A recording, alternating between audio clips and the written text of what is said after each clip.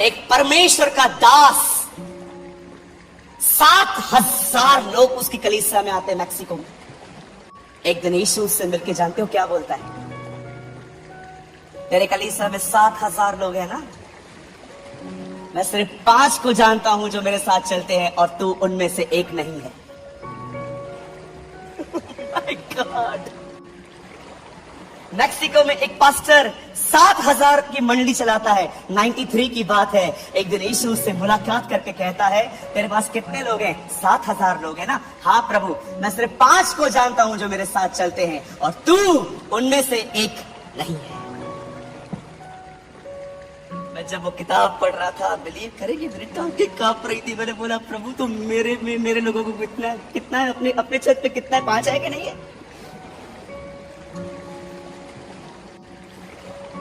कभी कभी चर्च में अनाउंसमेंट करके देखो, अगले रविवार मीटिंग के बाद हम चिकन बिरयानी बांटेंगे। आप देखो, जो लोग कभी कलीसिया में नहीं दिखते थे, वो और उनका पूरा घराना यहोवा की सेवा करने के लिए नहीं, बिरयानी के लिए आएगा। वो सब आएंगे। कलकत्ता में जो लोग रविवार को ही सिर्फ चर्च आते हैं, उनको कहा जाता है इतवारी लाल। क्या कहा जाता है? बोलिए, इतवारी लाल। जो लोग सिर्फ रविवार चर्च में आते हैं ना, बाकी 6 दिन हर तरह की गंदगी में पड़े रहते हैं, उनको क्या कहा जाता है? कहो बाजू वाले को, इतवारी लाल न बन। और भैया, जो लोग खाली क्रिसमस पे आते हैं, त्योहारी लाल। ये सिर्फ क्रिसमस के दिन आएंगे केक खाने के लिए, बन ठन के आएंगे कोई। और आजकल के आपने देखा होगा, जवानों के अलग ही नौटंकी हैं। हाँ, ये रहा मेरा फोन, मैं लाया हूं। मैंने सोचा आज मैं किसी से नहीं लूंगा। जैसे मीटिंग पूरी होगी चर्च के बाद, क्रॉस के सामने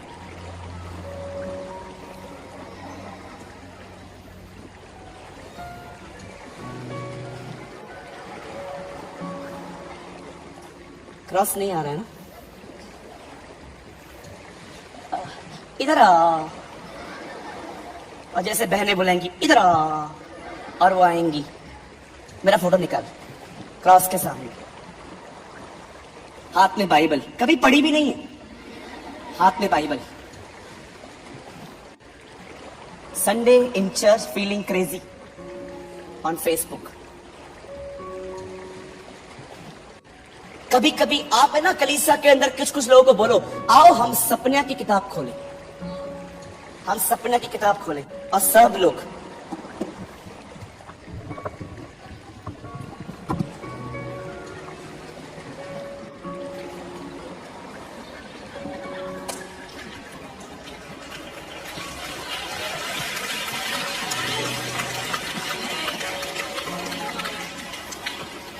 आओ हम हब्बकू की किताब खोले। हब्बकू की किताब नहीं लाए हैं हम, बाइबल लाए हैं। अरे बाइबल नहीं है, आओ हम सपने की किताब खोले।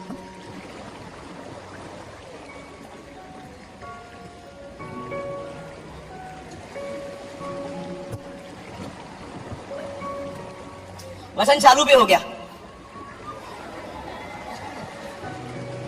अरे कहां से मिलेगी तुम्हें सपना की किताब? घर पे बाइबल खुलती ही नहीं है तुमसे, बाइबल तुमसे खुलती ही नहीं है। तुमसे खुलता है एक दिन में 300 बार इंस्टाग्राम, तुमसे खुलता है दिन में 200 बार फेसबुक, तुमसे खुलती है 300 बार तुम्हारी गैलरी।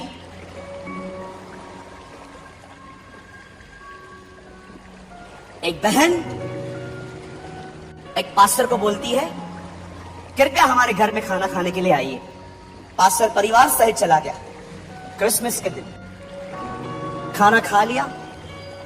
जब बर्तन उठाए जा रहे थे, एक चम्मच कम था। पति को बोलती है, इधर तो आओ जी। क्या हुआ? मुझे लगता है पास्टर ने चम्मच चुराया है। बोलती है, बोलता क्यों? चार लेकर आई हूं, गिन के 3 है। उसके पति ने बोला, चुप कर, नहीं बोलते ऐसा। बोला नहीं, पास्टर ने चुराया है। पास्टर खाना खा के चला गया। अगले साल फिर से पास्टर को कहा गया, क्रिसमस है, आप आएंगे हमारे घर पे? इस बार बहन से रहा नहीं गया। खाना खाने के बाद उसे कान में बोलती है, पास्टर लास्ट टाइम जब आप आए थे आपने हमारा चम्मच लिया था ना। पास्टर ने कहा, नहीं बहन मैं आपका चम्मच क्यों लूंगा।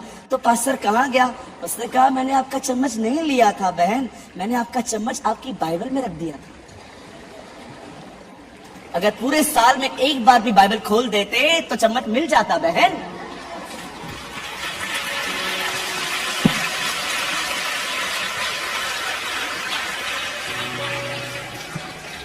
कैसी पीढ़ी है, हम बाइबल नहीं पढ़ते। स्टार्टिंग के 4 साल में मैंने इसे 22 बार पढ़ लिया। 19 घंटे बाइबल पढ़ता था मैं। 2 साल नौकरी नहीं थी, घर पे बैठा हुआ था। जब परमेश्वर ने देखा कि मैं उसके वचन के प्रति गंभीर हूं, उसने मुझे शिक्षा देने का वरदान दिया। आज की पीढ़ी बाइबल नहीं पढ़ती, और पढ़ती भी तो पता है कैसे? अब हैरान हो जाओगे सुन के। ये देखिए ऐसे।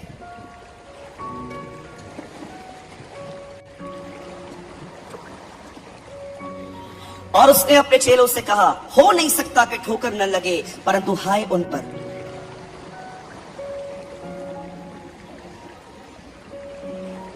जो इन छोटों में से किसी को एक ठोकर खिलाता है, उसके लिए भला होता। हाँ बोल, बोलना क्या हुआ? अच्छा हाँ चल ठीक है, मैं करता हूं। सचेत रहो, यदि तेरा भाई तेरा अपराध क्षमा करता है, टिंग टोंग मैसेज। ये तुम्हारी बाइबल रीडिंग है, बेइज्जती है इसके वचन की। 100 साल तक पढ़ते रहना, खुदा बात नहीं करेगा। जब परमेश्वर देखता है कि एक व्यक्ति उसके वचन के प्रति गंभीर है, वो सारी चीजों को हटा देता है। परमेश्वर ऐसों से बात करता है।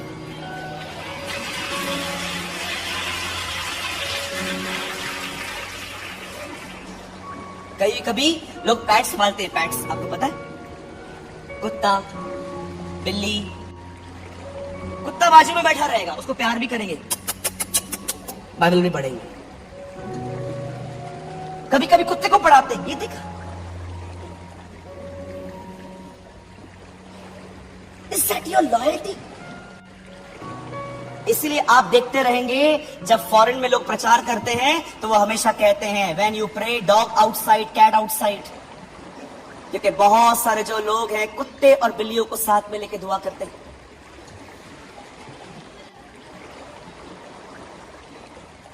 आइए यहां देखिए, आप जानते हैं नए नियम की ब्लेसिंग क्या है? मुझे सिर्फ 5 मिनट चाहिए आपके। नए नियम की ब्लेसिंग क्या है? मैं सिर्फ एक ब्लेसिंग बता रहा हूं, सिर्फ एक ब्लेसिंग। मेरे पास टाइम नहीं है, 9 बजे मैं खत्म करूंगा, उसके बाद मुझे कुछ समय प्रार्थना करनी है आपके लिए।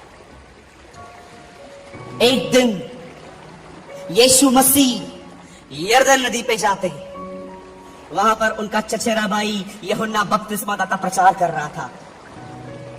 जानते हो वो अपने प्रचार में लोगों को क्या बोल रहा था? यहां देखिए, वो लोगों को कह रहा था, सुनो मैं तुम्हें पापों से मन फिराव का बपतिस्मा दे रहा हूं। मैं तुम्हें इसीलिए पानी का बपतिस्मा दे रहा हूं क्योंकि तुमने डिसाइड किया है कि तुम और पाप नहीं करोगे। लेकिन ये बात याद रखना, सिर्फ पानी का बपतिस्मा तुम्हें नहीं बचाएगा। मेरे बाद एक आने वाला है, वो तुम्हें आग और पवित्र आत्मा का बपतिस्मा देगा। और वो क्यों ऐसा प्रचार करता था कि मैं तो तुम्हें पानी का बपतिस्मा देता हूं, लेकिन एक आएगा जो मेरे बाद आएगा, वो तुम्हें आग और पवित्र आत्मा का बपतिस्मा देगा। क्या अर्थ होता है बपतिस्मे का? बपतिस्मा एक ग्रीक वर्ड है। जानते हो बपतिस्मा जो वर्ड है वो कभी हिंदी में ट्रांसलेट क्यों नहीं हुआ? बपतिस्मा को इंग्लिश में कहा जाता है इमर्स्ड। इमर्स को हिंदी में कहा जाता है किसी भी चीज में डुबा देना। अब मुझे बताइए, उन्हें ऐसा लिखना चाहिए ना बाइबल के अंदर कि यूहन्ना ने ये कहा, मेरे बाद एक आने वाला है, वो तुम्हें आग और पवित्र आत्मा में डुबाएगा। लेकिन उन्होंने इस वर्ड को कभी ट्रांसलेट ही नहीं किया, बपतिस्मा ही लिख दिया। क्यों? इमर्स्ड, डूब जाना।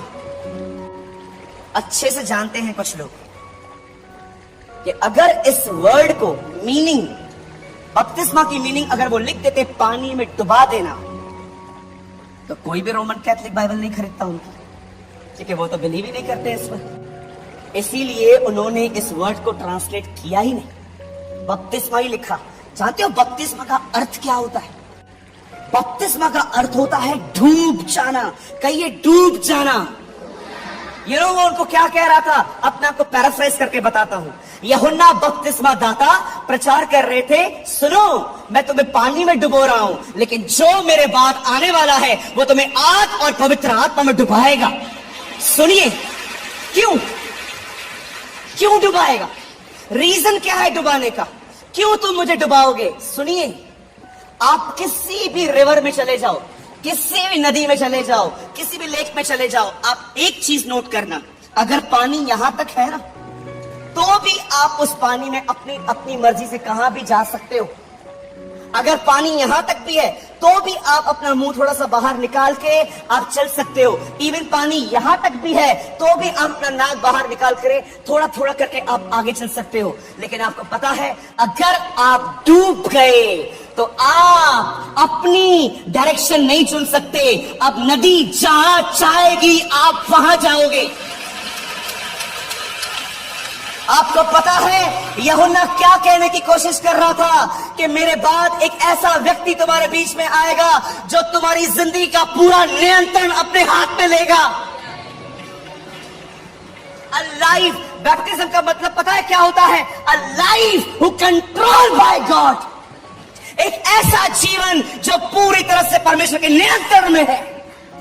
कितने लोग हैं जो इस तरह की जिंदगी जीते हैं कि हे परमेश्वर, मुझे अपनी आग और पवित्र आत्मा का बपतिस्मा दे, ताकि मैं जहां जाना चाहूं मैं वहां न जा पाऊं, मैं वही जा पाऊं जहां मुझे तू ले जाना चाहता है। Are you immersed? Are you immersed? मैं पूछना चाहता हूं, क्या आपको यह बपतिस्मा मिला? Did you baptize in water? आप में से हर व्यक्ति ने पवित्र आत्मा का पानी का बपतिस्मा लिया होगा। मैं आपसे पूछना चाहता हूं, पवित्र आत्मा से लिया? एक दिन संत पौलुस ठंड से कांपकर बारिश में पानी में बाहर निकले, और जैसे ही एक टापू पे पहुंचे उन्होंने कुछ लकड़ियां जलाई। जैसे ही लकड़ियों में आग लगी, सांप बाहर आया, पौल को जकड़ लिया। याद रखिए, सांप पानी में जिंदा रहेगा, सांप आग में जिंदा नहीं रह सकता।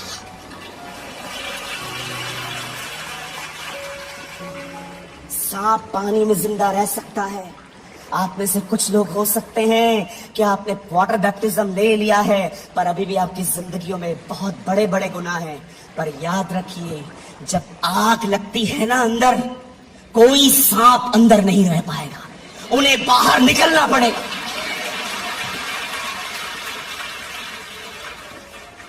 सूरज भाई कैसे मिलता है?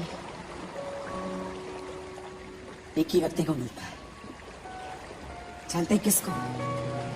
जिसमें से पाने का जुनून हो, जो सोए नहीं, खाए नहीं, पिए नहीं, जब तक तू मुझे ये नहीं देगा मैं तेरे दरवाजों पे आना बंद नहीं करूंगा। जुनून चाहिए इसके लिए। एक आदमी के घर पे आधी रात को मेहमान आते हैं, पड़ोसी को जाके कहता है मेरे पास अतिथि आए हैं, कुछ खाने के लिए दे दो। बोलता है नहीं दे पाऊंगा, मैं सोया हूं अपने बच्चों के साथ। बोलता है नहीं सर ऐसा मत करो, मेरी बेइज्जती हो जाएगा। बोलता है मैं नहीं। बार बार वो उससे मांग रहा था। ये कहानी बताने के बाद यीशु मसीह ने कहा, अब मैं तुमसे कहता हूं, मांगो तुम्हें दिया जाएगा, ढूंढो तुम पाओगे, खटखटाओ तुम्हारे लिए खोला जाएगा। क्यों यीशु ने ये वचन से पहले एक कहानी बताई? वो ये समझाना चाह रहा था, सिर्फ मांगने से नहीं मिलेगा, तुम्हें जुनून होना चाहिए। आपके पास पैशन होना चाहिए कि मैं अपनी जिंदगी बहुत अपने मर्जी से जी चुका हूं, अब मैं अपनी जिंदगी अपने मर्जी से नहीं जीना चाहता। अब मुझे एक ऐसी जिंदगी चाहिए जो पूरी तरह से परमेश्वर के नियंत्रण में हो। आपके ख्याल उसके हाथों में, आपके हाथ उसके हाथों में। आपका चलना उसके हाथों। ओ मैं आपको मजाक नहीं कर रहा हूं, अगर सबके सामने ऐसे बैठोगे ना तो भी वो तुम्हें अंदर से कहेगा सीधा बैठ। इतना वो तुम्हारा नियंत्रण ले लेगा। आई प्रीच व्हाट आई प्रैक्टिस। मैं आपको वो बता रहा हूं जो मैं अनुभव करता हूं। जैसे पुराने नियम में यहोशू और कालेब अंदर गए थे और उन्होंने आहिस्ते आहिस्ते पूरे कनान को ले लिया। परमेश्वर ने तुम्हारे अंदर पवित्र आत्मा भेजा है ताकि आहिस्ते आहिस्ते वो तुम्हें पूरा ले ले। तुम्हारी आंखों से वो देखे, तुम्हारे हाथों से वो देखे, तुम्हारे पेट में वो रहे, तुम्हारे अंदर से वो बहने पाए। A life control by God, एक ऐसी जिंदगी जो पूरी तरह से परमेश्वर के नियंत्रण में हो। आज न मन वश में है, न जुबान वश में है, न बॉडी लैंग्वेज वश में है लोगों का। क्यों नहीं है? क्योंकि तुम इससे चूक गए हो। तुम्हें लगता है बस बाल खड़े हो गए, मिल गया स्पर्श।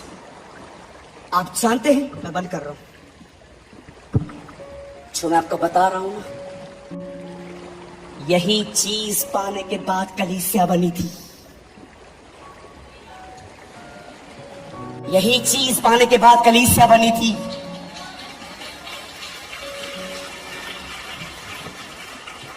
वे आत्मा से भर गए और दे प्रीच द गॉस्पेल।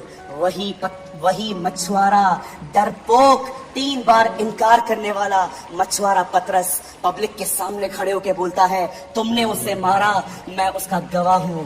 इस बपतिस्मे ने उसे एक दानव बना दिया। वही डरपोक चेले जो बंद थे दरवाजों के अंदर, वो चुप नहीं रह पा रहे थे क्योंकि वे भर गए थे।